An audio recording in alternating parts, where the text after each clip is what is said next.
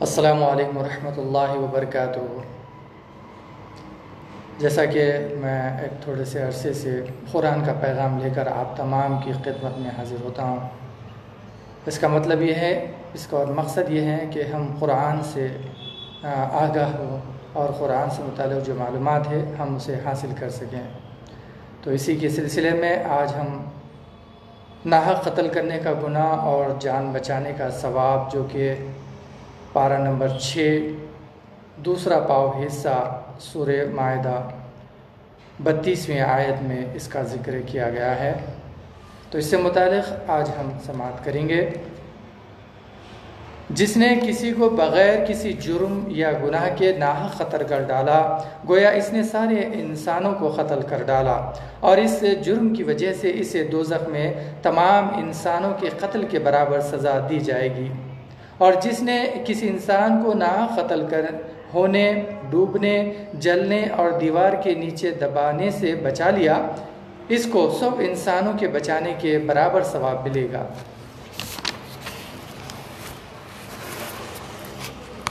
چوری کی سزا۔ چوری کرنے والا چاہے مرد ہو یا عورت، اگر اس کا جرم ثابت ہو جائے تو سزا کے طور پر اس کا ہاتھ گٹھے تک کاٹا جائے گا، تاکہ دوسروں کے لیے عبرت ہو اور وہ خود بھی آئندہ اس گناہ سے رک جائیں۔ اور جو شخص اپنی سزا پا لینے کے بعد اپنی اصلاح کر لیں اور اپنے گناہ سے توبہ کر لیں تو اللہ تعالیٰ اس کی توبہ قبول فرمائے گا۔ عمل کی نیت سے مسئلہ دریافت کرنا چاہیے۔ اس بات پر تنبیہ کی گئی ہے کہ کسی عالم دین سے فتویٰ یا مسئلہ دریافت کرنے والے کے لیے ضروری ہے کہ اس کی نیت خدا اور اس کے رسول صلی اللہ علیہ وسلم کے حکموں کو معلوم کر کے اس پر عمل کرنے کی ہو۔ محض مفتیوں اور علماؤں کی رائے معلوم کر کے اپنی خواہش کے موافق حکم تلاش کرنا نہ ہو۔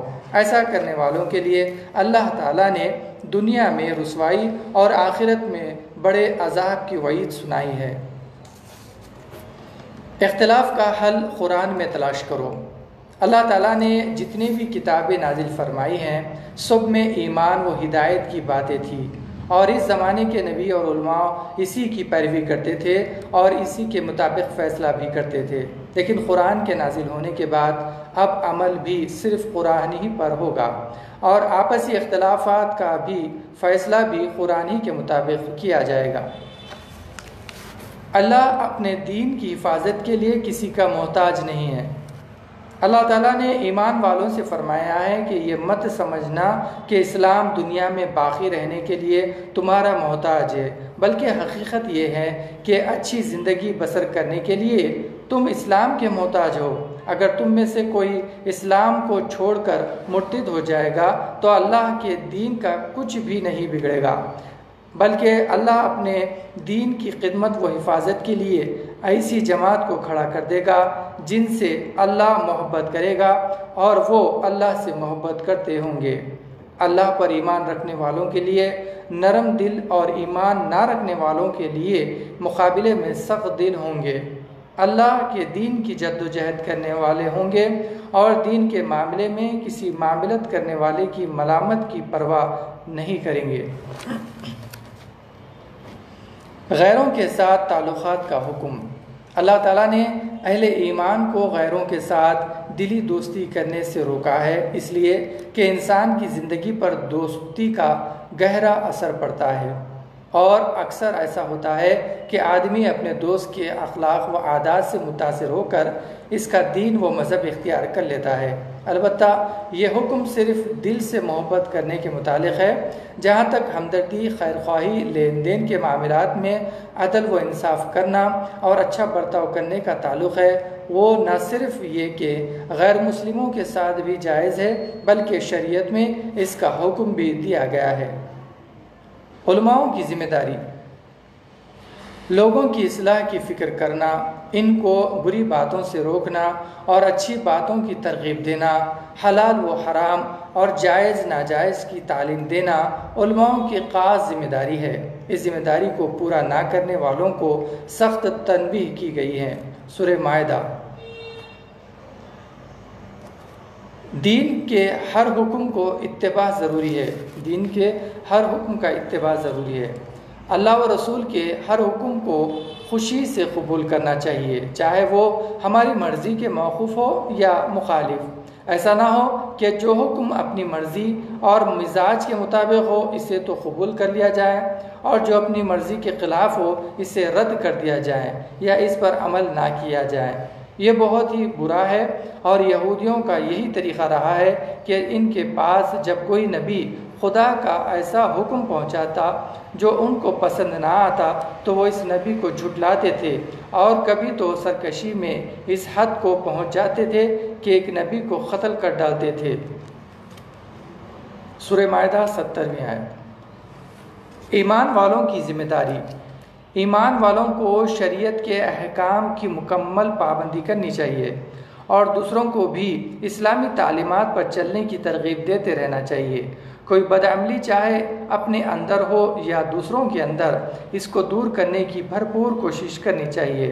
ایسا کرنے سے اللہ تعالیٰ کی رضا و خوشنودی نصیب ہوگی، اور نہ رکنے کی وجہ سے نبی اسرائیل اور پہلے قوموں کی طرح اللہ تعالیٰ کی لعنت اور عذاب میں مبتلا ہونے کا خطرہ ہے۔ حلال کو حلال سمجھو۔ پہلی امتوں کی لمبی عمروں اور کثرت عبادت کو سن کر بعض صحابی رضی اللہ تعالیٰ عنہ نے ارادہ کیا کہ وہ ہمیشہ روزہ رکھیں گے، افطار نہیں کریں گے، پوری رات عبادت کریں گے، ذرا بھی نہیں سوئیں گے، خوشبو اور عورتوں کے قریب بھی نہیں جائیں گے، نہ گوشت کھائیں گے اور نہ بستر پر سوئیں گے۔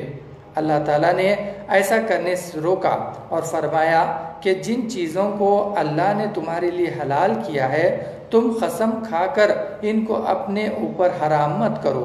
اصل تو یہ ہے کہ آدمی روزہ بھی رکھے، افطار بھی کرے، رات میں عبادت بھی کریں، بیوی بچوں کے ساتھ خوش طبعی بھی ہو، مگر عبادت میں خلل بھی نہ ہو۔ سورہ مائدہ۔ قسم توڑنے کا کفارہ۔ اگر کوئی شخص کسی کام کے کرنے یا نہ کرنے کی قسم کھا لے تو اس پر لازم ہے کہ اس قسم کو پورا کرے، بشرطے کہ وہ قسم جائز بھی ہو۔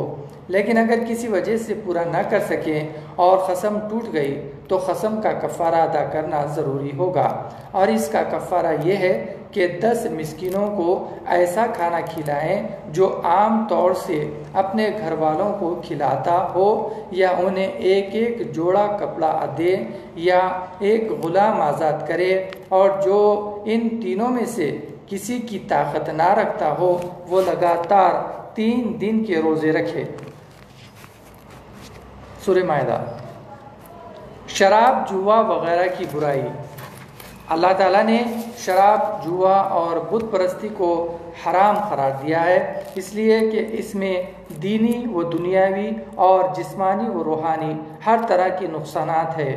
جوا، شراب اور بت پرستی گندے اور شیطانی کام ہیں۔ شیطان جوئے اور شراب کے ذریعے جھگڑا و فساد کرتا ہے، دلوں میں دشمنی اور کینہ ڈال دیتا ہے، اور اللہ تعالیٰ کو یاد کرنے اور نماز جیسی اہم عبادت سے روک دیتا ہے، لہٰذا ان چیزوں سے بچنا چاہیے۔ سورہ مائدہ 19 اور میں اس آیت کا ذکر آیا ہے۔ بے ضرورت سوال کرنے سے بچو۔ ایمان والوں کو یہ ہدایت دی گئی ہے کہ اللہ کے احکام کے متعلق بلا ضرورت سوالات نہ کریں۔ بہت سے لوگ بالکل فضول چیزوں کی تخلیق میں لگے رہتے ہیں جن کا انسان کے عمل پر کوئی اثر نہیں ہوتا۔ ایسے سوالات کرنا برا ہے۔ ایسے سوالات کرنے والے حضرات اکثر دین کی ضروری اور اہم مسائل سے بے خبر ہو جاتے ہیں۔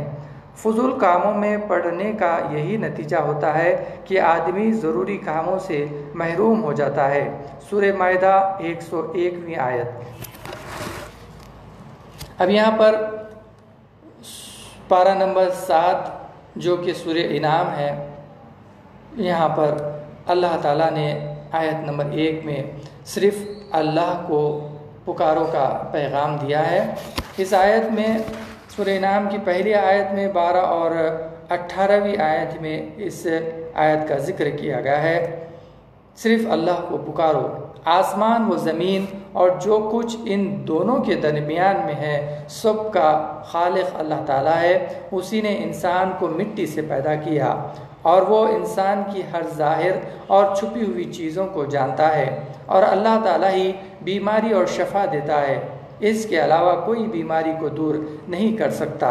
غرض یہ کہ اللہ تعالیٰ ہی انسان کی ہر مشکل آسان کرتا ہے، اس لیے پریشانی اور بیماری میں اسی کو پکارنا چاہیے۔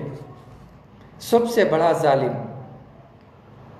آیت نمبر 2 میں اس کا ذکر ہے، سب سے بڑا ظالم، جو لوگ اللہ کی طرف غلط بات کی نسبت کرتے ہیں یا اللہ کی نشانیوں کو جھٹلاتے ہیں وہ سب سے بڑے ظالم ہیں، ایسے لوگ کبھی بھی کامیاب نہیں ہوں گے۔ کافر دوبارہ دنیا میں آنے کی تمنا کرے گا۔ جب کافر قیامت کے دن عذاب دیکھ لے گا تو اس بات کی تمنا کرے گا کہ کاش ہم دنیا میں پھر واپس جاتے اور ایمان کے ساتھ اچھے اعمال کر کے واپس آتے، مگر اللہ تعالیٰ کسی کو بھی دنیا میں واپس نہیں بھیجے گا۔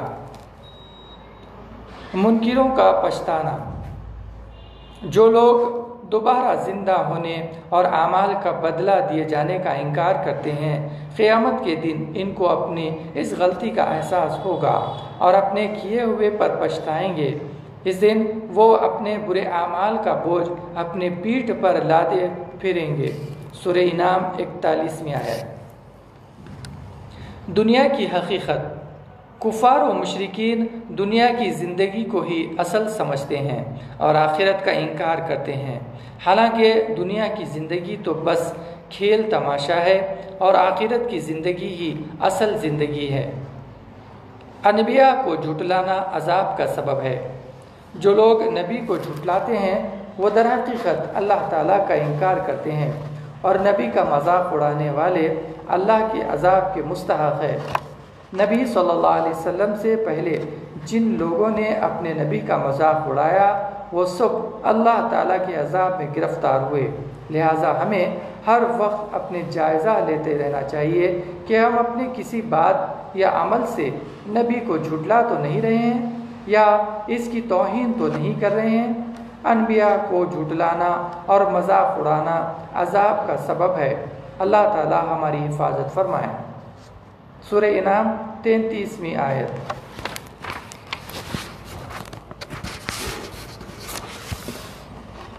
عزت و شرافت کی بنیاد، قریش کے سردار غریب مسلمانوں کے ساتھ آپ صلی اللہ علیہ وسلم کی مجلس میں بیٹھنا گوارا نہیں کرتے تھے، اس لیے انہوں نے حضور پاک صلی اللہ علیہ وسلم کے سامنے یہ تجویز رکھی کہ جب ہم آپ کے پاس آیا کریں تو ان غریب مسلمانوں کو ہمارے ساتھ نہ بٹھایا کرے، مگر اللہ تعالیٰ نے ان مخلص و وفادار مسلمانوں کی عزت و شرافت کے بارے میں قرآنی وحی نازل فرمائی کہ آپ ان سرداروں کے خاطر ان غریب و مخلص صحابی کو ہرگز اپنی مجلس سے الگ نہ کیجیے۔ مالداری کی وجہ سے خود کو مغرور و شریف سمجھنا اور دوسروں کو حقیر و ذلیل سمجھنا تکبر و گھمنڈ کی علامت ہے۔ اللہ تعالیٰ کے یہاں عزت و شرافت کا معیار مال و دولت نہیں بلکہ اعمال صالحہ اور اخلاص حسنہ ہے، جس پر آخرت کی کامیابی کا دار و مدار ہے۔ آیت نمبر 2، غریب مسلمانوں کی خوشخبری۔ سورہ انعام میں اللہ تعالیٰ غریب مسلمانوں کو خوشخبری سنائی ہے۔ مالدار مشرکین غریب مسلمانوں کے ساتھ لات تان اور حقارت کا برتاؤ کرتے تھے، جس کی وجہ سے انہیں دلی صدمہ ہوتا تھا۔ اللہ تعالیٰ نے تانے سننے والے ان غریب مسلمانوں کو آخرت میں راحت و سلامتی، رحمت و مغفرت کی خوشخبری سنائی۔ جو آج جو مسلمان دین پر عمل کرنے کی وجہ سے لوگوں کو ظلم و ستم کا نشانہ بناتے ہیں، انشاءاللہ وہ بھی قیامت کے دن اس اجر و ثواب اور بشارت کے مستحق ہوں گے۔ بری مجلس سے دور رہو۔ مسلمانوں کو یہ ہدایت دی گئی ہے کہ اگر وہ کسی ایسی مجلس میں موجود ہو جہاں اسلام قرآن اور دین کا مذاق اڑایا جا رہا ہو تو انہیں چاہیے کہ وہ ایسی مجلس سے جلدی سے اٹھ کر چلے جائیں، اور اگر بھولے سے اس مجلس میں شریک ہو گئے ہوں تو جب یاد آ جائیں تو فوراً اس مجلس سے علیحدگی اختیار کر لے۔ دعوت و تبلیغ میں حکمت سے کام لینا۔ دعوت و تبلیغ میں حکمت سے کام لینا انبیاء کی سنت ہے۔ اس سے سننے والا بات کو آسانی سے قبول کر لیتا ہے۔ حضرت ابراہیم علیہ السلام کی قوم چاند، سورج اور ستاروں کی پوجا کرتی تھی۔ انہوں نے حاکمانہ انداز میں ان کی پرستی سے منع کرتے ہوئے فرمایا کہ چاند و سورج اور ستارے طلوع ہو کر ڈوب جاتے ہیں، اور جو ڈوب جائے وہ خدا نہیں ہو سکتا، لہٰذا میں ان سب کو چھوڑ کر ایک خدا کی عبادت کرتا ہوں جو آسمان و زمین کا پیدا کرنے والا ہے۔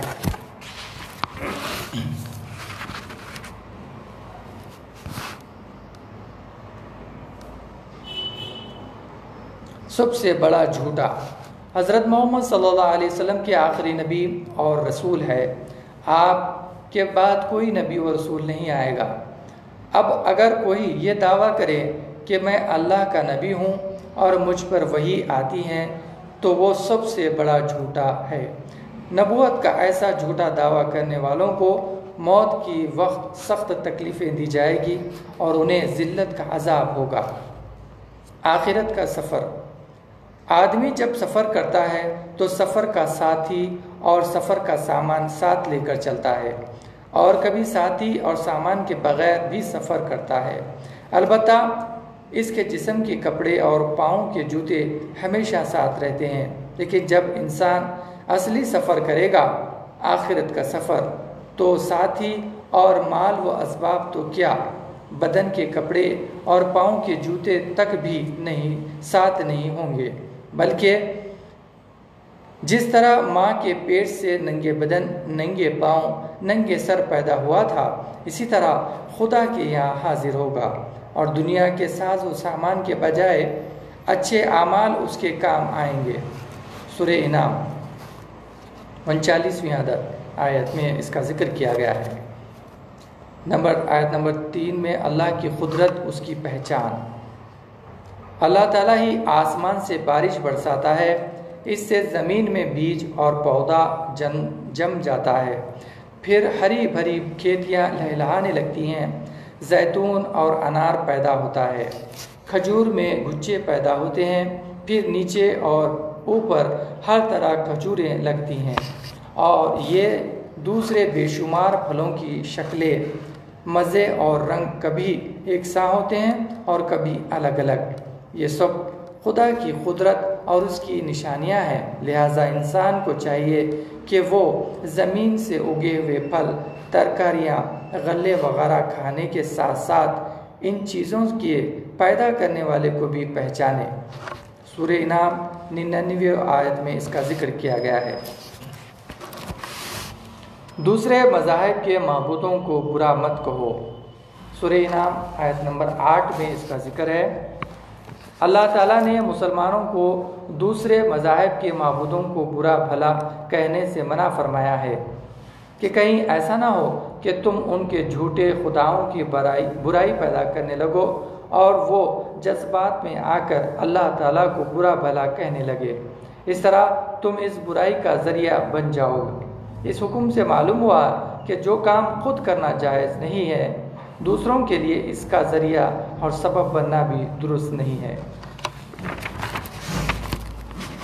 انشاءاللہ تعالیٰ کل ہم اللہ کے حکم کی خلاف فیصلہ پارہ نمبر 8 پہلا پاؤ حصہ نمبر 1 سورہ انعام کی 112ویں آیت پڑھیں گے۔ اللہ تعالیٰ سے دعا ہے کہ اللہ تعالیٰ ہم جو بھی سن رہے ہیں، یا اللہ ہمارے ذریعے جو سنایا جا رہا ہے، اللہ اس پہ عمل کرنے کی توفیق عطا فرما، اس کا ہمیں آخرت کا ذریعہ نصیب فرما دی۔ اعوذ باللہ من الشیطان الرجیم، بسم اللہ الرحمن الرحیم، سبحان اللہ و بحمدہ، سبحان اللہ العظیم۔